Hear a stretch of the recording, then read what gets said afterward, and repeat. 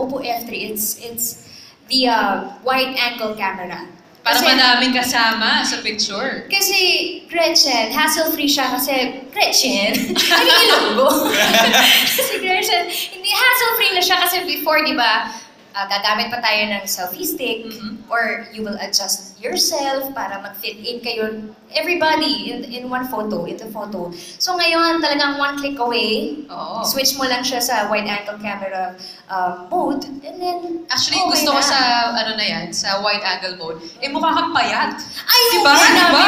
Actually, yes, I agree. Sa ating mga babae, yun eh, diba? Di mo kailangan. Saka, pag ganyan, yan. Pag nasa Boracay, shot. Huwag yung pakita yung abs. Kasi sa trabaho natin, the struggle is real pagdating sa weight Ikaw naman, anong favorite Oppo F3 features mo? Yes, actually, aside from the wide angle, is yung slim and elegant design. Actually, this is the slimmest phone of Oppo available in the market.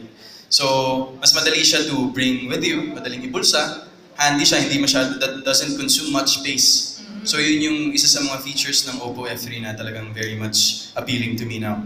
Now, when it comes to the unknown qualities of the Oppo F3, ano ba yung masashare natin, yung mga secret features? I guess na-mention siya kanina yung the bokeh effect, The bokeh effect, yes. Oo. Ano ba yung bokeh effect? Yung parang nagmumukhang professional photo yung professional photographer yung nag-take.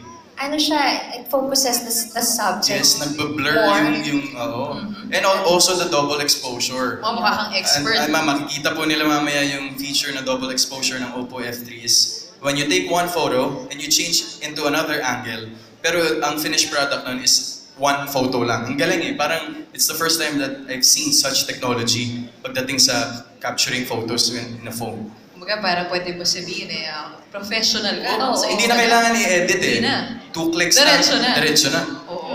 Ayan, maraming salamat, Sarah and Alden. Thank you for sharing so much po. your experiences. Now let's go to our influencers.